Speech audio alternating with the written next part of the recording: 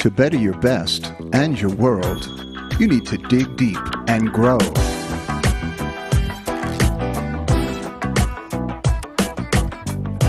Join us as top experts, leaders, and creators uncover powerful insights to help you grow in life and in work. And now, your host, Michael McAvoy. Hello, everyone, and welcome to this episode of Dig Deep Grow, the show dedicated to helping you better your best and your world. We're going to be talking about the environment today. It's actually one of the first programs we've done on the environment, so I think this is going to be interesting. What we're going to be talking about is fracking. Now, I and hundreds of thousands of others, if not millions, are very confused about this subject. I happen to live in the state of Colorado, which is a hotbed of the fracking debate, and our authors are also in areas where there is some fracking going on. So not everyone is right near it, but I think it does impact everyone, as we'll find out. So the authors that I have joining me today are Michelle Bamberger and Robert Oswald. Michelle is a veterinarian who practices in New York, and also Robert Oswald is a professor of molecular medicine at Cornell University. So both of these folks have done some research and quite a bit of in-depth study into the subject, so we're going to be addressing that today. Welcome, both of you. Thank you. Thank you. Okay, so the name of the book is called The Real Cost of Fracking, How America's Shale Gas Boom is Threatening Our Families and Our Food. So I think the first thing I'll ask, is this meant to be alarming, or is it really that serious? Let's start with that question. Okay, I'll take that one to start. No, it's not meant to be alarming. But I think the way I look at it is like a big red flag. It's going on all across the country in many states and even around the world, and no one has really taken the time, in my mind, to answer the questions that we ask in this book. Some really basic questions have been left unanswered, and I'm sure we'll get into some of these things during the interview. But until we've determined that people will not be harmed by this process, that their health won't be harmed, that their pets won't be harmed, that their food won't be harmed, then I think we should stop and take the time as a scientific community around the world to answer these questions before allowing it to go full stream ahead as it has been. Well, some people have said that fracking's been going on for decades, and so why all the alarm now? There hasn't been any kind of headline stories that, of communities like, toxic waste and this kind of thing. So maybe we could dive into a little bit about why now, only because it's expanding so rapidly. Is there anything pointing to the past that we should be focusing on? Well, what you're saying is a half-truth. Fracking has been going on for decades. It goes on in a lot of different areas. In fact, the first gas well that was fracked was actually done in the 1940s. What's different now is not so much just the fact that there is a hydraulic fracturing, but the scale in which it's done. Back in the old days, it was done with relatively small amounts of hydraulic fracturing fluid. Now we're talking about millions and millions of gallons of fluid, and actually in some areas wells spaced a mile or so apart. So what has changed is the volumes. This is a much larger industrial process than what's happened in the past, and this has just been going on for about the last 10 years. Okay, so the scale is what's changed. Has out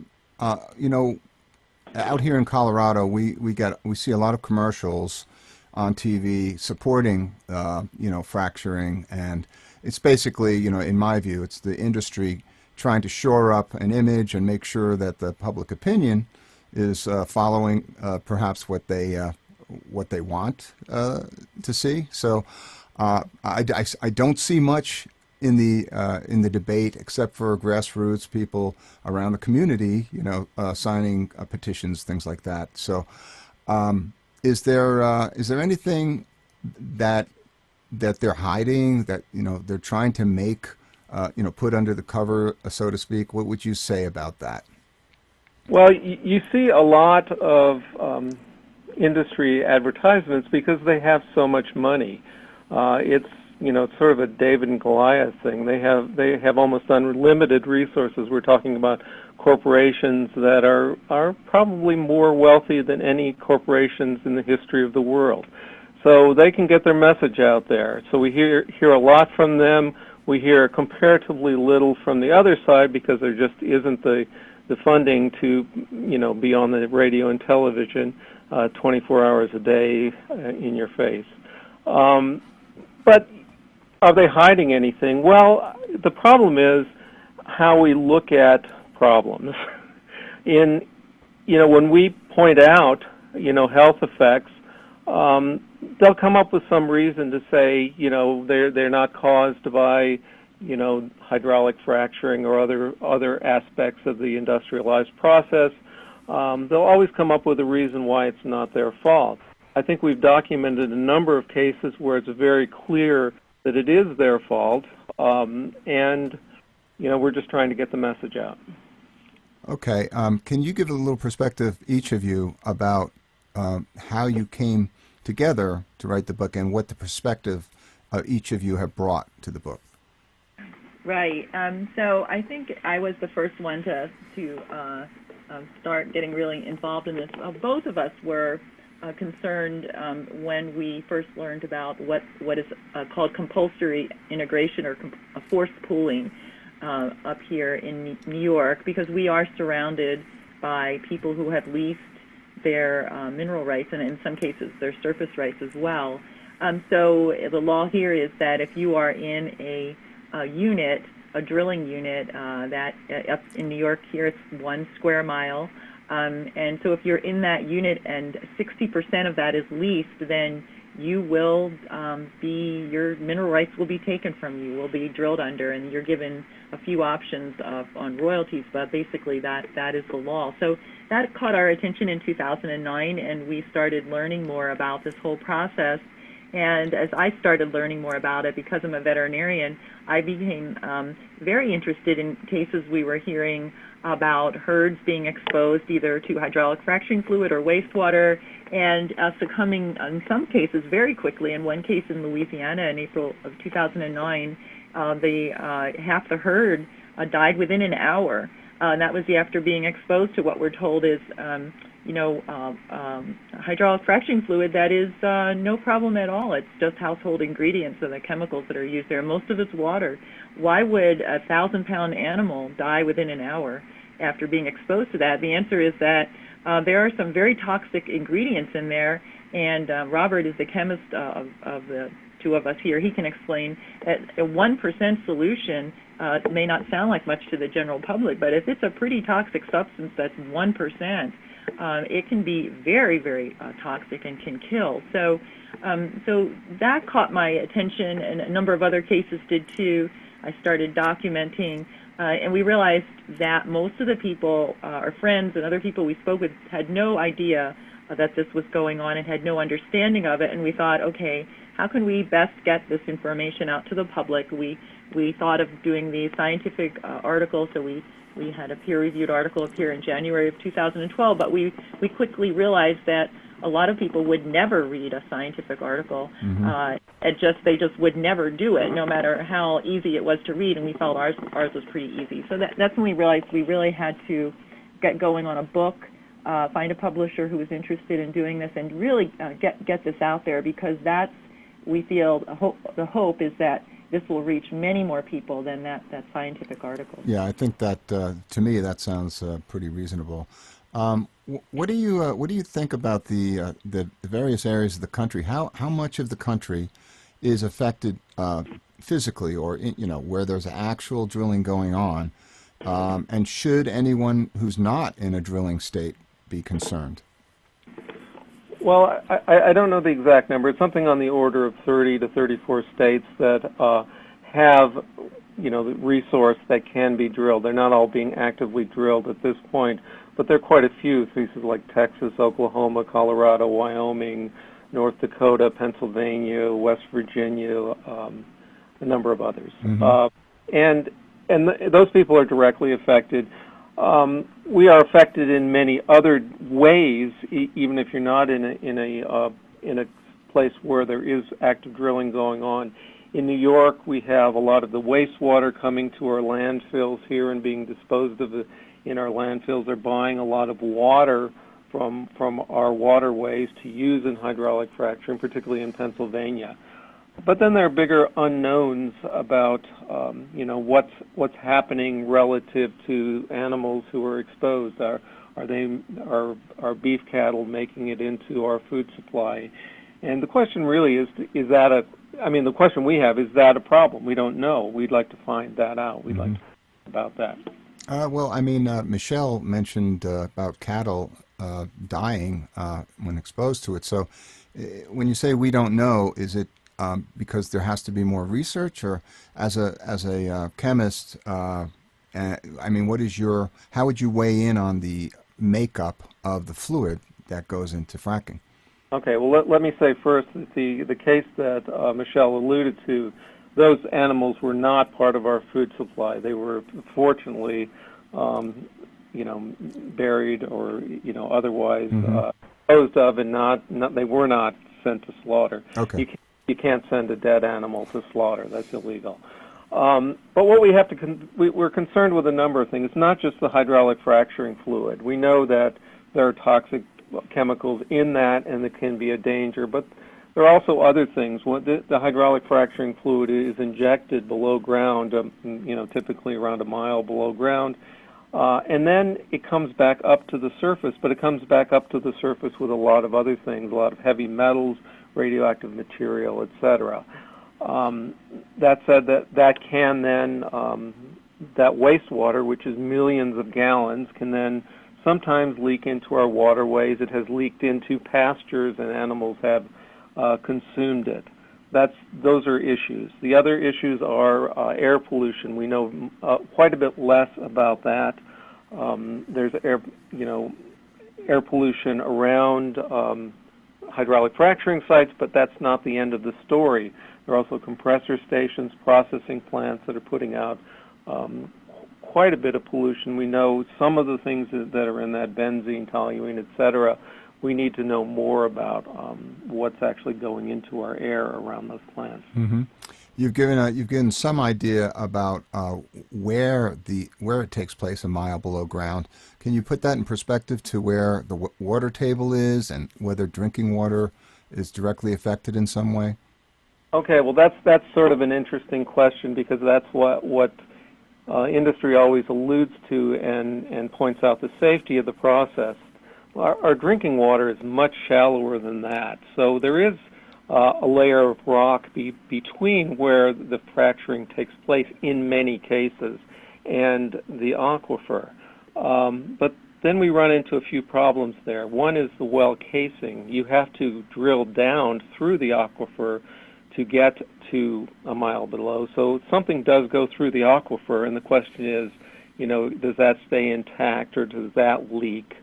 The second thing is, in some cases, particularly things like fracturing of coal bed methane, fracturing takes place at a much shallower depth and actually can contact the aquifer. And then there are people who say that there are paths through that what's called the impermeable rock up to the surface, and that's probably more an issue with natural gas itself contaminating aquifers. Well, you mentioned that the water, or the treated water, comes back up to the surface, and it's shown up in grazing land and things like that. So, is it the case every time? Is it something? It sounds like the industry would have you believe that, it's just it's all down there, and then we suck it out, and we take care of it, and everything's left untouched. So I'm kind of curious what really is happening. Well, okay, there are different levels here. One, for many years, or for the first 10 years, let's say, of this big process, most of the fluid that came up was then stored in open pits that were lined with plastic that often leaked. The industry is starting to get away from that, at least in Pennsylvania, where we're most familiar with it, and they're starting to store it in tanks. The problem is then, what do you do with it? You have millions of gallons of substances of variable toxicity, and you have to get rid of it somehow. There are a few wastewater treatment plants that claim to be able to take the toxic material out of the water. That's one way of doing it. Whether that's effective or not, I can't say. There are also strategies of putting it back down in the ground in injection wells, and we've heard about earthquakes associated with fracking. Well, that's actually more related to the injection wells, and that's been happening. Earthquakes have been happening at an enormously higher rate in places like Oklahoma and particularly Arkansas in the last year. They've also been seen in Ohio, and we even have an older case of an injection well about 10 years ago in New York that caused earthquakes. Is there any seismologists that have weighed in on what the ramifications of continued drilling like that is in these areas that are affected with the earthquakes? Well, that's an interesting question. I mean, if we're talking about, I was referring to injection wells. One of the things I think we know less about is possible earthquakes that might be caused by hydraulic fracturing during the drilling process. That has not led to earthquakes the size of those seen in injection wells, but we do know that California, which just recently experienced the biggest earthquake in the last 25 years, is gearing up for an increase in drilling with hydraulic fracturing. So it'll be interesting to see what happens in such a seismically active area. Okay. Now, this question is for both of you. Michelle, I'd like you to address the issue of pets and perhaps humans as well. The ingredients that could potentially affect humans. Do we know anything about what can happen in the state of our health? Right. Well, I think the one group of chemicals that a lot of people have at least heard about are these things called BTEX, BTEX, and that's these volatile organic compounds that have their origin in many different parts of this whole process, but they're benzene, toluene, ethylbenzene, and xylene, and those are really toxic compounds. If we just take benzene, it's a carcinogen, it's a mutagen, and it's a teratogen. And so teratogen, I think people probably know what a carcinogen and a mutagen is, but a teratogen is a substance that can cross the placenta and can affect the fetus and cause birth defects. And that's just benzene. If we go to the other chemicals, that whole group will have be able to cause problems with bleeding. And we do see nosebleeds, for instance. They do drop the platelet levels. Platelets are important in clotting. They cause upper respiratory problems. Again, you had asked about what about the symptoms in people. So there's what we call shale gas syndrome, the headaches. Another thing that's associated with that group of chemicals, there's the nosebleeds, there's another one. There are rashes, GI upset, and so on. And so when we have these sort of chemicals and people exposed to them, we are going to see these sorts of symptoms. With animals, what we have seen in our study and our first paper that came out was the main area that was affected was reproduction. And we feel that, a little off the side here, but animals can be looked at as sentinels. And this is both food animals as well as our companion animals, our cats and dogs. They have higher exposure rates, and the reproductive rates are higher. They have shorter generation times. They're reproducing more. We're going to see problems with them over a much shorter period than we ever would with the generation time of people. So we saw a problem with reproduction. We saw increased number of abortions and stillbirths, failure to breed and failure to cycle, and that leads into another group of chemicals that are involved in this process, endocrine disruptors. We know that they are Some of the chemicals are endocrine disruptors. We're not sure of how many because we don't know of all the chemicals involved. But those are some of the effects in both people and animals. So the one thing I think about it from what you've said so far is that it seems that in people the threat is more the gas than the solution or the fluid. And Well, that's an interesting point that you make there because we have to remember that word volatile, and so these chemicals are in the water too, and of course they can also be in the air, many of them. But when you're taking a shower, if you're taking a hot shower, these chemicals are going to come out in the water and they will volatilize. And people will say, I just took a hot shower and I feel sick. I have a horrible headache. I feel like I'm going to die. I can't breathe. And I just took a shower. I didn't even go outside where the air is bad. So why is that? Well, these chemicals, again, a lot of them are volatiles or semi-volatiles where they will be able to be inhaled. And they're coming off the water. They are into the air, and you're exposed that way too. The other symptom I talked about being rashes is also a direct incident of either water exposure or even air exposure. But people will talk about that they were splashed with some water, and or they took a shower and they came out and they had a rash all over their skin. So it's really both water and air. I think what we have been seeing and concentrating more on, because initially we were concentrating a lot on water exposures with cattle, the wastewater, the exposure to that, the exposure to hydraulic fracturing fluids or drilling fluids.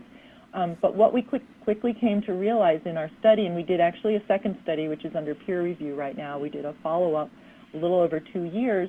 And what we found is that the number of respiratory cases in food animals, at least, has increased dramatically. And these are in areas, a lot of areas where there is a lot of air contamination from processing plants, compressor plants, or compressor stations, or in areas where there's a lot of flaring going on, as there is in North Dakota. People are not so much interested in the gas as they are the oil, and they're just letting the gas burn off.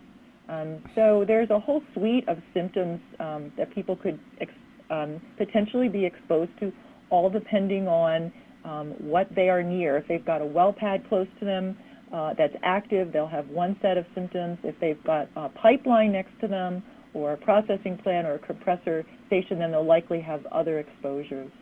Give an idea of the proximity. How far or close do I have to be?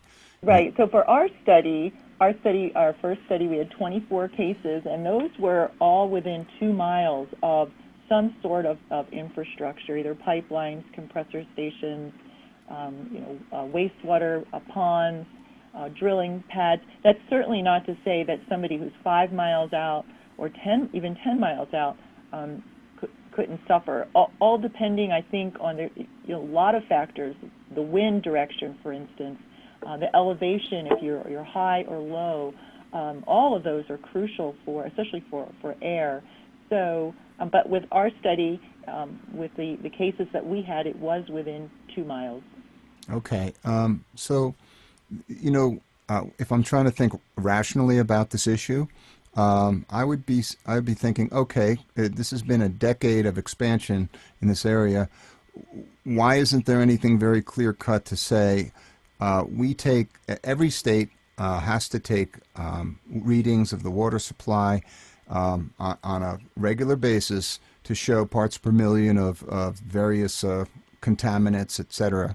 So why isn't there any kind of study that shows a very clear demonstration that, well, here's the chemicals in this fluid, and here's what's happened, here's the parts per million in the water supply over time, anything like that showing the proof of what you're talking about? Okay, we'll both answer this one. We have several cases, and one is described in the book, that are involved in the EPA hydraulic fracturing study where they're looking at water impacts on the water from this process. And, it was striking to me when I got the EPA results on these cases and looked at the number of chemicals they're trying to test for. And to be honest with the EPA, they are still developing testing for many of these chemicals. They simply do not have the assays for them. Industry is always a step ahead here. Mm-hmm.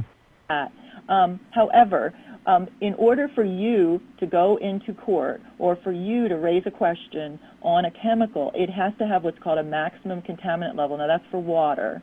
It has to have a primary maximum contaminant level. So that's a level above which there are health impacts to people, below which their EPA considers there not to be a problem. Mm-hmm. So I was shocked when I saw the results on several of these cases of mine that are in this EPA study, that for most of the chemicals being tested, there was no primary MCL. And that is an incredible statement to make when you are trying to judge the impact that these chemicals may have on the health of people, because in these cases, there were chemicals that were directly involved with this process that do not have a primary MCL.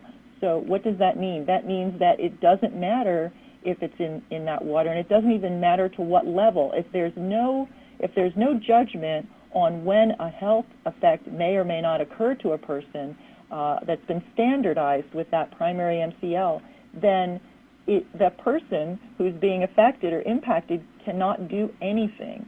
So that is one of the, I think when you asked your first question about are we trying to raise alarm or what are we trying to do here, and I mentioned red flags, this is a huge red flag in my mind. Not only do we not know what all these chemicals are or what the mixtures of them might produce above or below the ground, we do not have primary MCLs on most of these chemicals. And I'll go the other side too. With air, there's something called effective screening levels. Okay. We need this basic data before we can even talk about whether this is going to be safe for our communities. Now, why would they? It sounds to me like the EPA is giving a pass to the chemicals.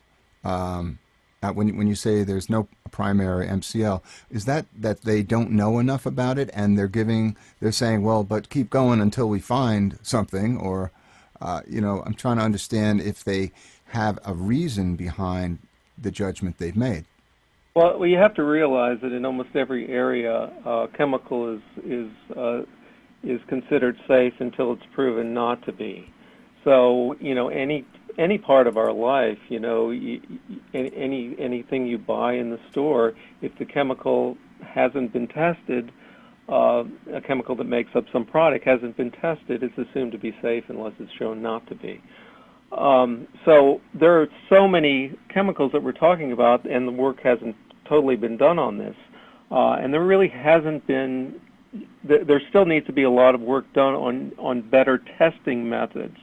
For example, there was a study recently done from some people at the University of Missouri who, instead of measuring individual chemicals, turned the paradigm around and asked the question, are there any substances in water near, wastewater spills that can affect the endocrine system? And they just used a bioassay. It basically had cells that told them whether there was something that in that fluid that activated an estrogen receptor, for example. Mm-hmm. And the answer was yes. It may not be possible necessarily to detect that or to know exactly what chemical that is, but we know that there's something that can affect the endocrine system in there. So the problem is that we have a lot of substances that can work at low concentrations that are not being picked up on these tests, and we need to know a lot more about that. Okay, so for the individual, let's say that someone is in proximity to one of these drilling sites, and they don't want to wait a decade for the EPA to change their results or come up with a better idea of things. Is there anything that an individual can do, or a group of people in an area? Well, one thing that we found on our follow-up was that the people that had the wherewithal, they left. They simply left their homes, in some cases abandoned them, or they're trying to sell them or have sold them. But they left because their health was paramount.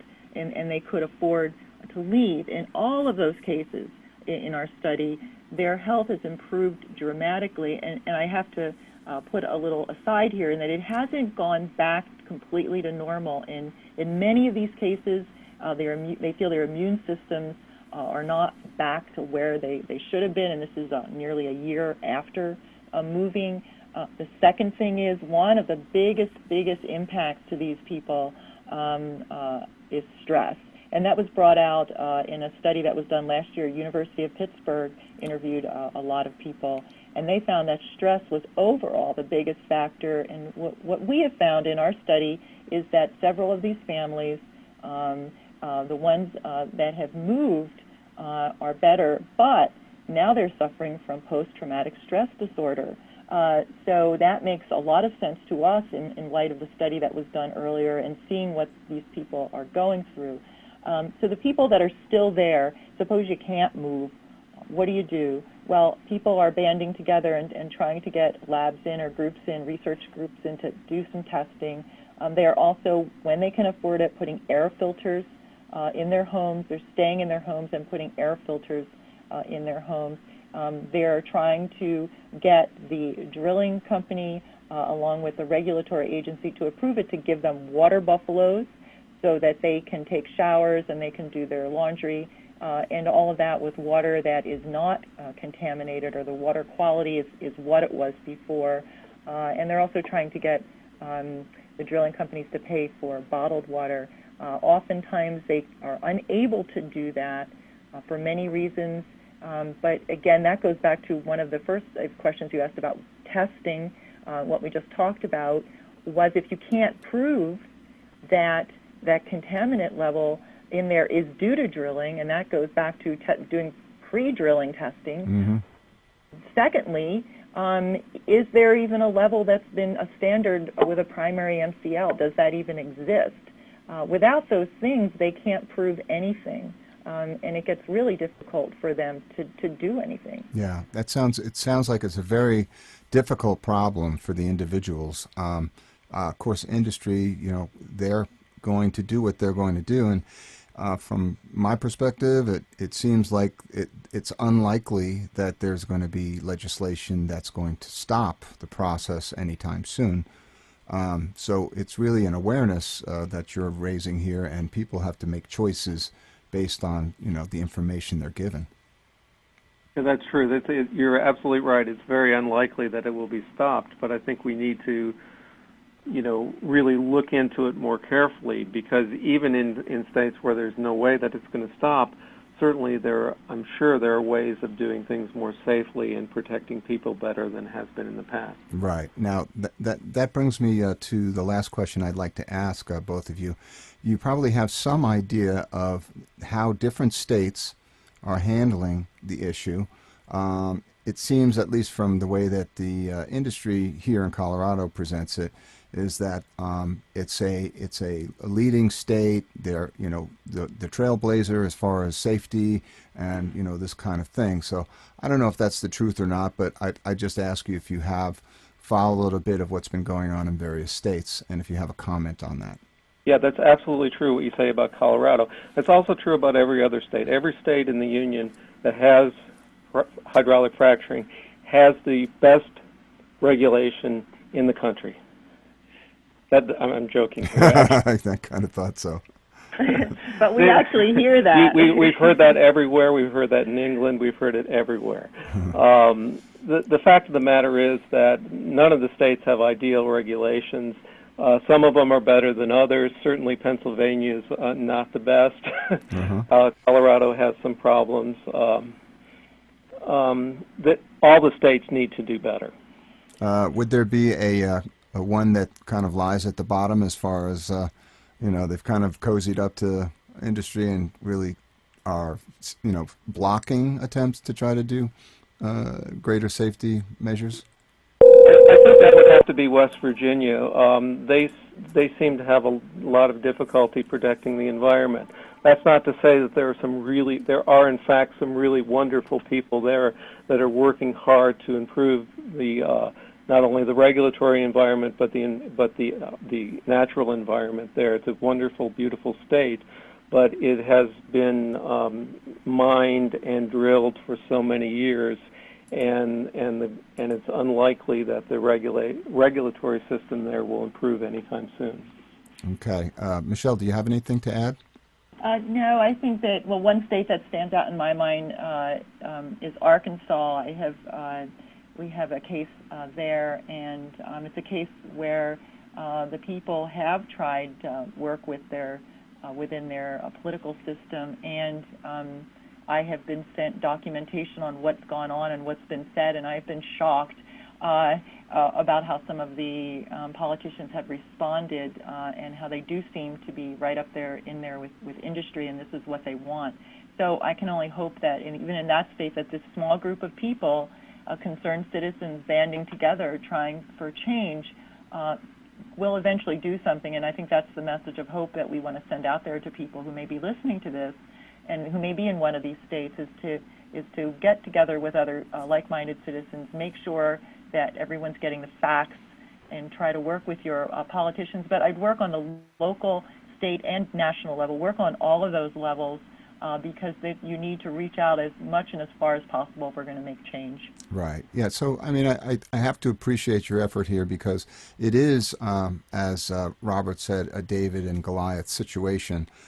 So regardless of how, it all comes out in the wash, 10 or 20 years from now, somebody is raising, the argument for the other side. And, I commend you both for that. The book is called The Real Cost of Fracking, and it's written by Michelle Bamberger and Robert Oswald. So you two, I really appreciate your sharing a wealth of knowledge, and good luck with the endeavor on the book. Thank you very much. Thank you.